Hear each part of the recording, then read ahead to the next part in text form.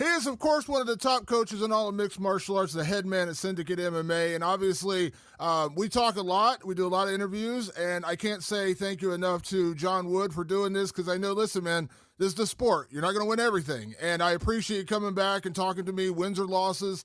Obviously, over the weekend, a tough one for Merab, but appreciate you doing this and taking the time for me as always.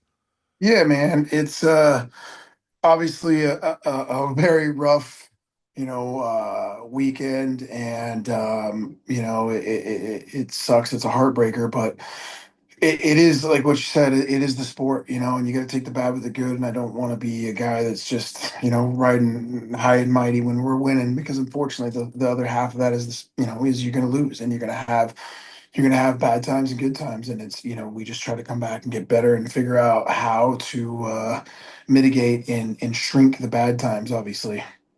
Absolutely. So let me ask you, Coach. Obviously, Merab had such an incredible year coming up to this, and it was such a cool story him going into this fourth title fight. I don't know if you even had a chance to rewatch the fight, but can I just get your initial thoughts on the way everything played out on Saturday night? Man, I haven't rewatched it yet. It's been balls to the wall for me, traveling and taking care of some stuff I needed to take care of directly after the fight. So I really haven't, and I like to try to take a day or two and kind of decompress, and so I don't watch it too emotionally. And then I'll probably watch it tomorrow. In the fight, obviously, being ringside, cage side, watching it, things are different, look different, and I was thinking a different thought process, I think, than actually what was maybe happening out there. And I thought that, I know the first two rounds were close. I thought that potentially we had that up, and the third round is where things kind of started to swing. But yeah, and I would say, 4 and 5 definitely worked to Peter, and they came out and had a great, great game plan, and were prepared. It was a tough fight, and Peter's is well, currently the best in the world, and there's a reason. Like, every time you fight in a title fight and title defense, you're fighting the best fighter in the world, and everybody's, you get the things like where everybody gets starts to shit on you, and everybody wants to jump on and kick you when you're down, and that's fine. Like, I'm totally good with people's having their opinions, and that's what makes America and the world great, is being able to say and do whatever you want to do. Obviously, we were prepared and came in, and we were ready for what we thought, everything. And sometimes, unfortunately, people don't understand that you're literally training, to fight against somebody who's training to stop you from doing every single thing you want to do. They want to embarrass you. They want to knock you out. They're training just as hard, and fighting's hard. It really is hard.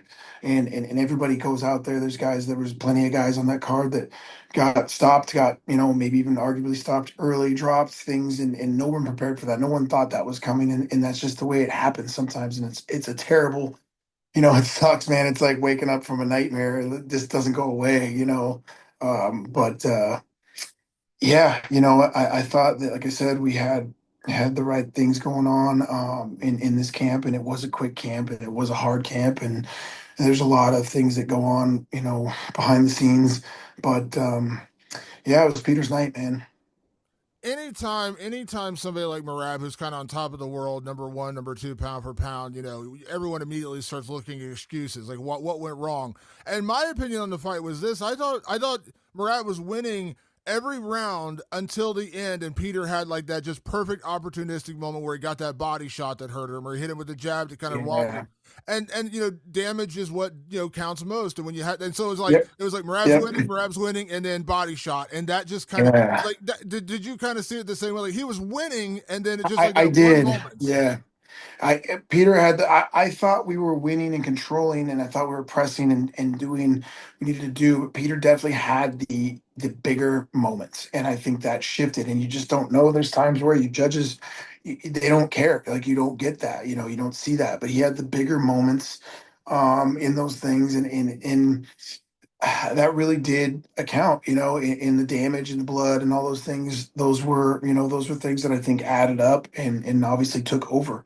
And that was, my bad for not having a little bit more control in the optics there of what we're doing. But again, a fight's a fight, man. And you just sometimes it just doesn't go the way you want it to go.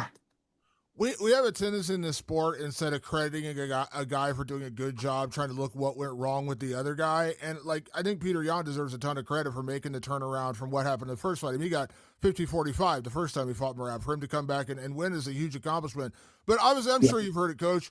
Merab shouldn't have fought 4 times this year. That's the narrative. He shouldn't have fought 4 times this year. It was too much. What is your response to that question? Say, oh, Merab should have just taken some time and not fought this 4th time. There's several responses I could have, and for me, it's not my place. I'm just the guy behind the guy here. Marab makes that decision.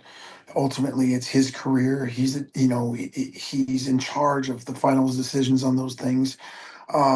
Again, up until this, we didn't know. We didn't know how this was going to go down. It hadn't been done before. He hadn't done it. Do I think that we could have done some things different? Yes. Do I think that having do it all over again, would he have done? Would he do it any different? No, I don't think so.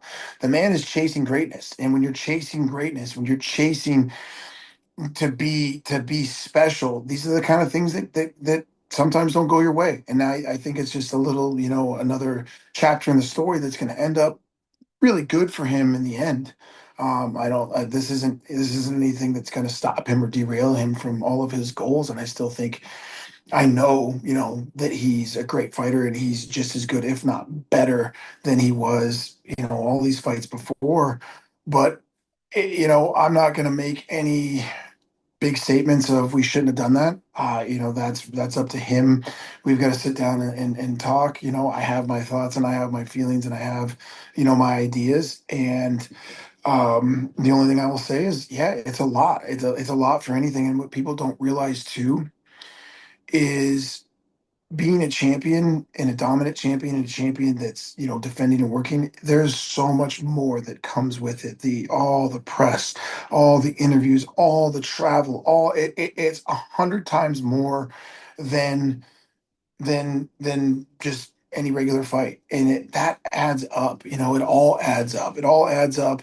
But Marab, like I said, he's a true champion and embraces it all and does everything that everybody asks of him.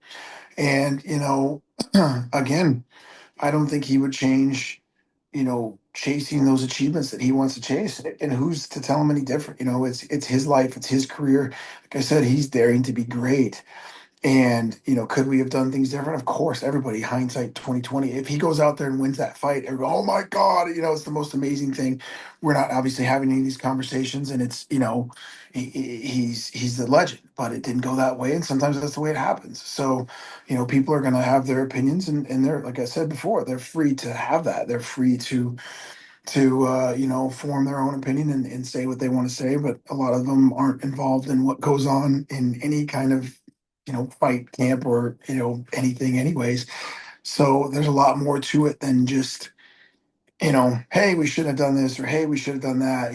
There's a lot that goes into it. And I'm proud of Rob. And obviously, when you have these things, like we've had a hell of a year, and Rob's had a hell of a year, the team's had a hell of a year. You always want to sit back and look back at what we can do better. I know what I can do better, and I need to have that conversation with him first before I go out and make any kind of bold statements on this, that, and the other, because maybe he felt fantastic and Peter was just better. I don't know. Like I said, we'll have that talk here shortly, and we'll kind of evaluate from there. I know I told you before I do a podcast with Matt Brown, I always like to defer to fighters on situations like this. And what he said, and to his credit, he's like, I don't think Merab looked bad. He said Merab looked like himself. He's like, just credit Petr Yan. Like, he just had a good game plan. He did some good counters. There were moments where I was like, it was a little Daniel Cormier said something at the start of the fight. He's like, Petr Yan has to win 1, 2, and 3. There's no way he's winning 4 and 5 because Merab just doesn't lose the 4th and 5th round. And as you said, like the 4th and 5th round went. So we could, and as you said, hindsight's always 2020. We could pick apart a million things that went right or a million things that went wrong. I guess that's just a sport, right? Like we could always look for where did It, Merab go wrong? Where did Peter? Like we could break this down a million different ways. It's what makes the sport great. It's what makes everybody love it. It's the best guy doesn't always win. The one who put in all the work doesn't always win. The underdog wins a lot in what we do. It's not like any other sport where, if a team's sucking, if you're, you got a shitty football team that you're a fan of, they stay pretty shitty throughout the year. Like there's usually not big turnarounds. But in sports, like, in the fighting game, anybody can win at any point in time. You're talking about two high level, you know, well trained athletes that are going in there to try to knock each other senseless, and that's what happens a lot of times. So there's a lot of things again, that I have in my mind that I would do differently, or that I will do differently, or things that I would, that we'll talk about. Nothing drastic, and but it just is what it is. Like I said, Peter came out, had his night, and I'm not going to try to discredit him in any way, shape, or form by, you know, saying things were not as what they seemed, or and that's not my place. Like I said, that's from Rob to talk about how he wants to talk about the fight, and I'm just here to support. And like I said, definitely things could be done. Every loss you should learn from. Every experience, win or lose, you should learn from, and try to come back and be better. And as a coach, that's the one thing I try to, number one, find of what my responsibility, in the loss, where I could have helped, what I could have done better for anybody. Even when my amateurs lose, how we take an evaluation and look at how, what we could do better, what I can do better. So it's the striving to be. I don't want to just be okay with ever losing. I don't want to be okay with, oh, hey, we had the title, yeah, we're good now. Well, the plan is to get that thing back, and and carry it for a long time.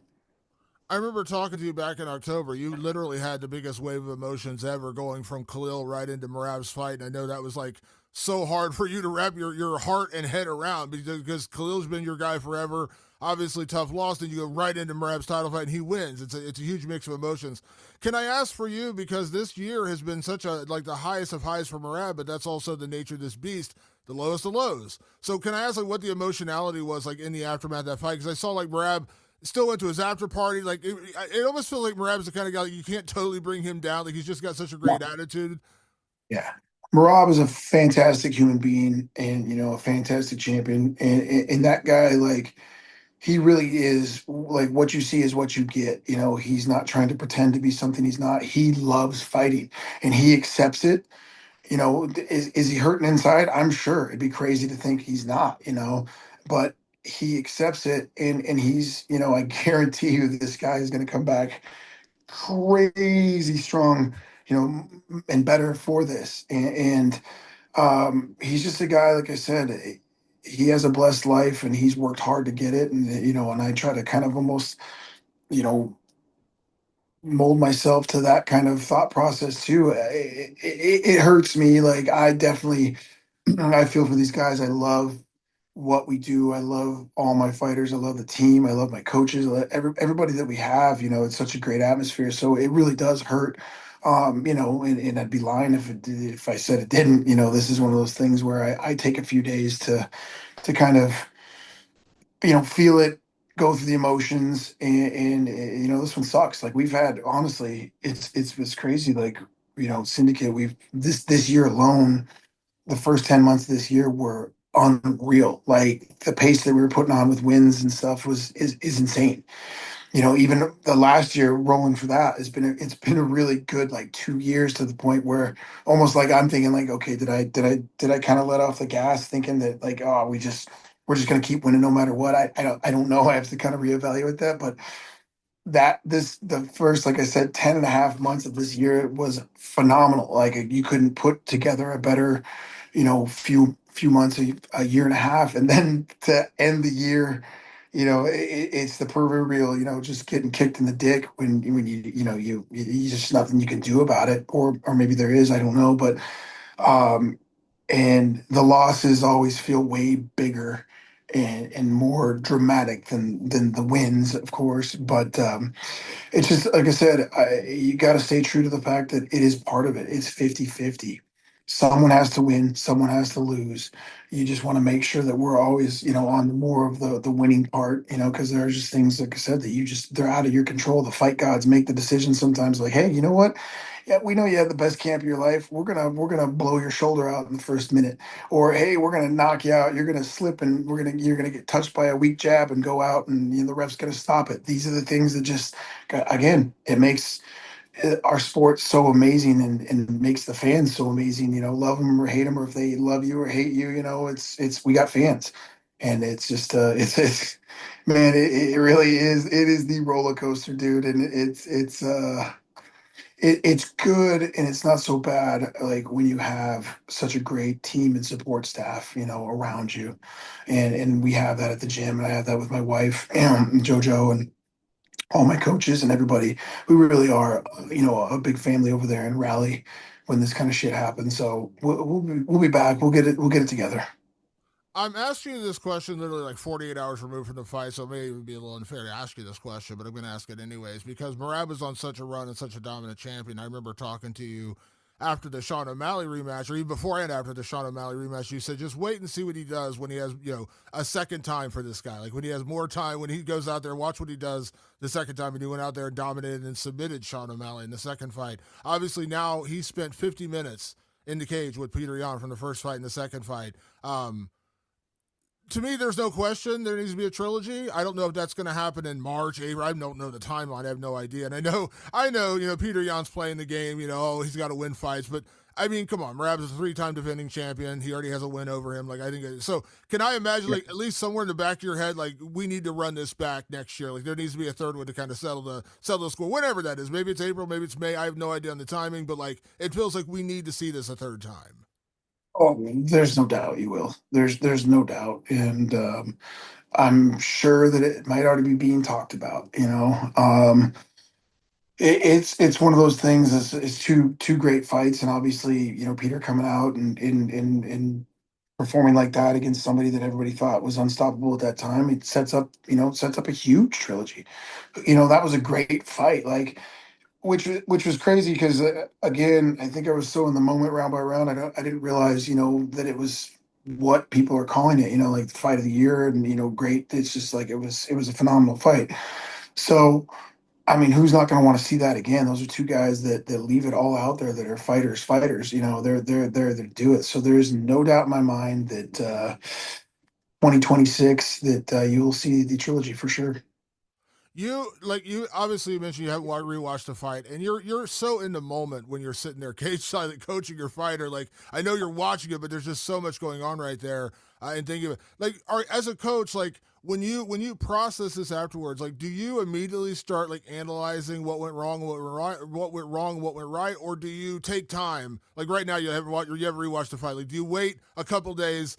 Let the emotions kind of die down and then just kind of take it from an analytical approach. Like I'm sure when you watch the fight again, you're going to be watching it with an eye of like, here's what we did right, here's what we did wrong, here's what we should have done. Or are you like a me? Because I imagine it's part of you immediately. Oh man, I wish we would have done this. Oh, immediately, like immediately, you start going over the hindsight and everything that we could have and thought and said, all the emotions. Um, I like I said, I'll probably watch it tonight or tomorrow.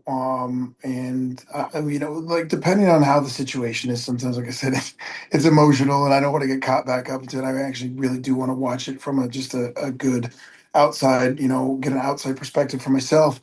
But you immediately, like you just can't, you can't help it. Like you want to go and dissecting of shit. We should have done this, or why did this happen, or why did we do this, or yada yada yada, and then obviously, if you spend any time online, you got everybody tell you, why did you do that? Your game was fucking terrible. I'm like, well, that wasn't, you know, you hear all these fun things from the fans and stuff, and and then you start going, well, maybe shit, should I, but I don't pay attention to any of that noise. But you obviously, as competitors and doing this at the level that we're doing it, we want to win. And if there's anything that I can do immediately, or thought I could have done, or holy shit, I shouldn't have, I should have, why didn't I think about that, or why didn't I tell him that, or why did you got to go back and look at all that, and you have to have you got to set the ego aside, because a lot of times if you're sitting there thinking that, we did everything we could and this was perfect, and it might have been, there's times where there's fights where literally I've said, okay, we did everything we could do, but you still have to find something. You have to find something so that you keep pushing yourself to get better. You keep pushing to strive for more success, to strive to help your guys get better. I never want to sit on my laurels and say, oh, we did everything perfect. He just didn't listen.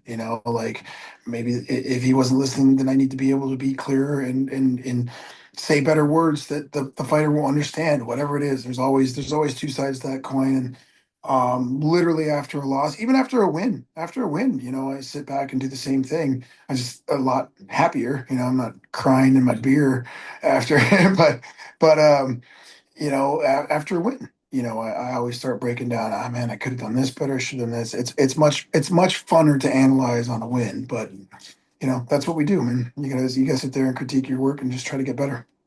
I already know the answer, but I want to hear how you answer this, Coach. Merab has not dealt with loss very much in his career. And it's been 14 fights, something crazy like that. And Yeah, both of his fights, both of his losses in the UFC are controversial. It's not like he's ever had like a really totally bad outing or anything. Is there any doubt in your mind though that Merab is going to bounce back and get better from this? Because I remember talking to you going back to the O'Malley fight. I'm like, you already beat this guy pretty dominantly. You beat him whatever it was like at the time, like 6 months early. Like how do you get excited for that? And you're like, don't worry, I promise you, Merab is going to be excited because he wants to get better at this. And yeah, I probably said the same thing to you about the Yan fight. It was a 50-45 the first time. It wasn't close. Uh, yeah. to get up for that. So can I imagine like Merab's mindset is never going to change? Like he's going to come back and get better from this.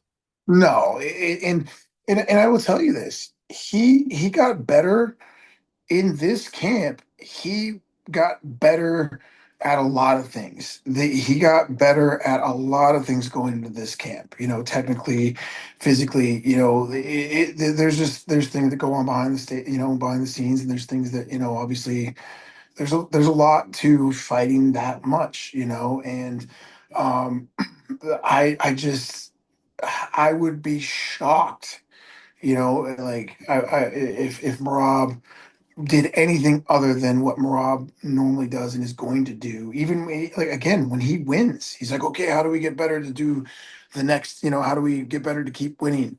He's always looking at that, and that's like I said, what kind of makes him a special person, a special champion, special fighter. But there's no doubt he's going to come back, and I've already obviously in my mind started formulating and how that conversation is going to go, what I think we need to do for the third fight, or any fight after. And I think there's a clear cut, easy path how to kind of rectify some of the things that that gone on in this fight. And I'm sure he'll probably talk about some things over the future. Maybe he will, maybe not. But there's definitely of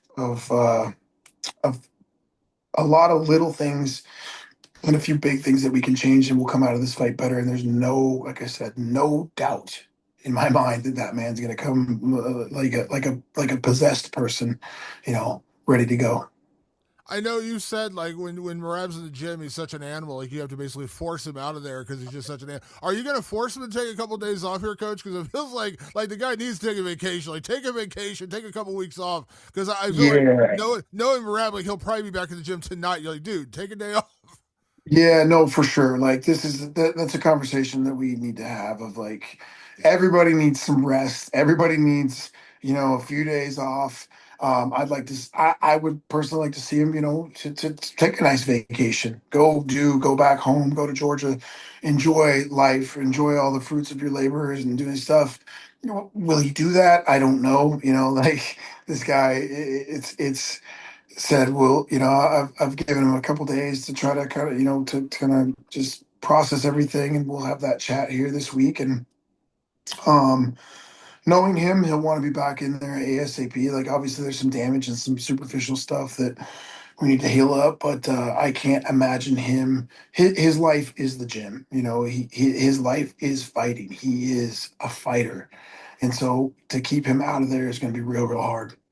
Well, I think the trilogy is going to happen. I think it's a natural fit. I mean, I don't know how you don't run that back based on rankings based on what Merab did this year. And let's be honest, like Merab helped the UFC a lot this year fighting. He didn't need to fight in Oh yeah. January. He was banged up. He fought in January. He comes back and does the rematch with O'Malley. Let's be honest. He didn't really need to do the rematch with O'Malley based on the fight just happening 6 months earlier, and O'Malley didn't even fight since then. So he did the Yeah. UFC a lot of favors, and not that it's a game of favors, but deservedly so. He deserves the Not it's UFC not a trophy. game of favors. Yeah, It's it's definitely true. It's true. And he just did the final pay per view of the year. So yeah, I think a trilogy is going to happen. I think it's just a matter. It's not a matter of if. It's a matter of when.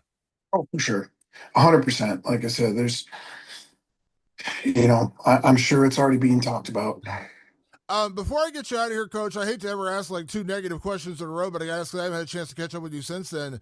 Obviously, you were in the corner for Zhang Weili with her title fight. And Zhang Weili is one of the most talented, nasty fighters ever. And I'll be honest, I did not see that fight playing out the way it did. I 100% thought it was going to be a dogfight. It was going to be a battle. I'm not going to make you get too deep in the woods on this one, but were you surprised? Like, I obviously you were surprised the way it played out, but like in terms of like, 'cause I didn't think she would be dealing with like a size or a strength advantage. And credit to Valentina, like she looked great out there. I 1,000% did not see that fight playing out that way. Yeah, I didn't either. To be honest, I didn't either. There is just Valentina is clearly the best female fighter in the world currently, and she proved it that night. And like she is so good at doing what she does. She is the best in the world. There is nobody better at doing what she does. And that fight, basically kind of like Valentina will fight you. She'll eke out, she'll point fight you, she'll wrestle you down, she'll hold you down. Like she'll eke out a fight. She is so patient. Her timing is so good. She is okay doing whatever she needs to do to win a fight. And when you fight somebody like that, if you don't have that kind of patience, and sometimes it feels like things aren't going the way you want them to go, when you're fighting somebody like that, and that's why, like you've seen Valentine over the years, she'll lull somebody asleep, or she'll just eke it out to where you kind of like, okay, I don't know what's going on, and she'll just beat you a little bit everywhere, or she'll just take you down and hold you down, or she'll kick you in the head. I did not see, like I said, it going that one sided, and there's weight classes for a reason, and when you take two equally skilled fighters, the bigger, stronger one sometimes is going to have the advantage, and that's what I feel like. I know what Whaley's capable of, and everybody does. She's arguably, like I said, she's the best, strawweight we've ever seen. Like she's amazing. That woman is an athlete, and I've seen what she does in the gym. So to have Valentina do that and be able to hold her down and do those things was impressive. Um, but yeah, like I said, there's weight classes for a reason, and sometimes that's you got to find that out. I know. Weight cutting is never easy, but I feel like Zhang going to get her title back is probably the easiest call in the world too. Like, I really immediately afterwards, everyone's like, "Yeah, Mackenzie Dern Yeah, may be the unhappiest person right now because Zhang Weili is coming back to strawweight, and that's probably not anyone who was in that division hoped for because she is a holy terror at 115." yeah, and that's the thing is like let me go on record and say what no one's ever said before, but weight cutting is the stupidest shit in the world. It really is. Like, it blows my mind every time we do this. Like, it sucks that we have to do it, but it is part of the sport. It is part of what we do. And every time I do it, I just like watching these guys, poor guys, just suffer, for no really reason other than the fact that someone wants to, cheat the system to get in there. Not cheat it, but someone, if the level, if the playing field was level, man, yeah, I think you'd have a lot happier fighters. You'd have a lot crazier, better fights. But it's so nuts, man. Like what these guys do to make weight, and what these people do, and it's. I feel bad for everybody every time they cut weight. So it's like Whaley's a perfect example. She's a little muscle hamster, man. She is just in that spot where she's probably too big to be, straw weight as you get older. That shit sucks. It's harder to cut weight, and she's probably a little too small to be, obviously at the top. Like I think Whaley can go and make adjustments and come back and fight a completely different fight. She's that kind of athlete and that kind of, competitor. It's just a matter of, doing what you think is best for your career, what you want to, what you want to do. There's obviously a clear cut path to go back and take that title from Mackenzie. No disrespect to Mackenzie, but that's Weili's belt. So not a lot of people look at it that, and so obviously that's the fight to make, and we'll see what she wants to do. The weight cutting sucks. It's worse in MMA though because of the extreme nature of it. Because like I cover wrestling, I love wrestling. Wrestlers weigh in the day of. Like Yeah. they can't cut extreme amounts of weight and go wrestle 4 hours, 5 hours later. In MMA, guys and girls are cutting 20, 30, insane amounts of weight. Like there's no way that doesn't play a part in like I know once again not making any excuses for Merab, but like I said, going through 4 or 5 round training camps, going through I would whatever the total was, like 19 rounds or 14 rounds in the cage, like whatever number, whatever in 18, 19 rounds in the cage. On top of that, and then 4 weight cuts. There's no way that doesn't play tricks on you. And like I said, not making excuses. I know you're not either, but there's no way that doesn't mess with you when you do that so much in the same year. 100%. It'd be foolish, take Marab out of the equation. It'd be foolish to think that those kind of things don't affect you. They physically, mentally affect you. And it's just like I said, it's no excuses I'm not gonna ever make an excuse for Marab, and that you'll sure as shit never hear him make an excuse. But all I'll say is it is a lot. It is a lot, and it is tough.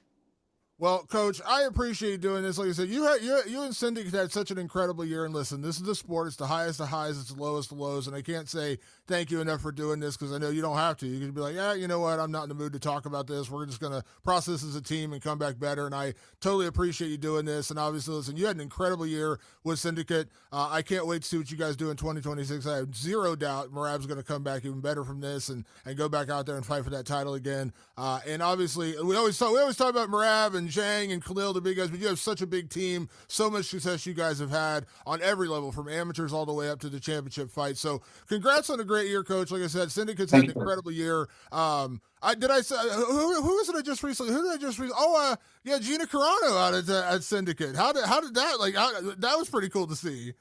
Yeah, so she's training with us right now. She's been there for the last month or two. I've known Gina and Kevin, her husband Kevin Ross is one of my friends. You said was lived with me for years. Back in the day, 20 some years ago. He started at my gym a long time ago and kept contact. And those two, great people, really, really, really, just awesome people that I've always loved. And so to be able to have them in the gym and be able to train with them and you know, work on some things. It's been really cool, man. Do you think Gina's got another fight in her? I remember interviewing Gina. This is going back years. She was promoting a movie, and we were talking, and she's like, I never retired. She was very pointedly told me, she's like, I never retired, right? And I was like, I do know that.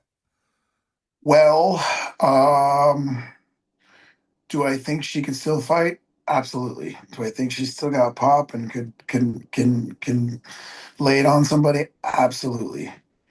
Is that what's happening? I don't know. That's a that's a Gina Carano question. Yeah, but she looks like I said, she's a phenomenal athlete. I think people forget how good she was in her day, and obviously she's gone on to do other great things. But like I said, I saw that and immediately geeked out. I was like, "Ooh, Gina's back in the gym again." I was like, "This could be Yeah, interesting." yeah, she's back in there every day, and she's got that fire lit, and she's training her butt off, man. So it's been really cool to have her in there. One, she's a legend, in the sport, not just in women's MMA, but in the sport in general, and so it's really awesome to have someone like that. People like when they walk in and realize, oh my God, it's Gina. Like people just like she's such a fan favorite and such a, like I said, just great person, down to earth, and her and Kevin are just, like I said, amazing people. So to have them in the gym and, and to be able to share time with them and training has been really, really cool. And I expect, I expect you might hear some things at some point in time here. I love it. Yeah, I think there's possibilities out there. Well, Coach, like I said again, thank you so much for doing this. I can't say thank you enough. Like I said, wins or losses, always love chatting with you, and I appreciate it. Obviously, have a great holiday with the family. I know you never really get downtime, but hopefully you get a downtime somewhere around here, get a little vacation. So, Yeah, we're actually taking a vacation here after Luana Santos fights this coming up weekend, and then we're taking a vacation to celebrate Davy Grant and my wife, my beautiful wife Joanne Wood, their big 40th birthday. So she's probably gonna kill me for saying that, but doesn't look a day over 25. So I'm very pleased to actually go out there. We're gonna do a little joint vacation and spend some time at the beach and take downtime and yeah, try to heal up some injuries over that time, hopefully. absolutely. Well, tell JoJo I said happy birthday. One of my other favorite people in the sport. She's awesome. I've always loved JoJo. So happy birthday to JoJo and enjoy some downtime. You have 100% earned it, Coach. Thank you Thanks, again for sir. the time. You know I appreciate it. And I'm sure we will catch up in the new year. Yeah, I appreciate it, man. Thanks for having me on. Win or loss, like I said, it's always an honor that people want to talk to me. So I appreciate it. Thank you. I love your mindset. I love your views on the sport. I appreciate you doing this, Coach, and we will talk soon. Appreciate it, Damon. Thank you.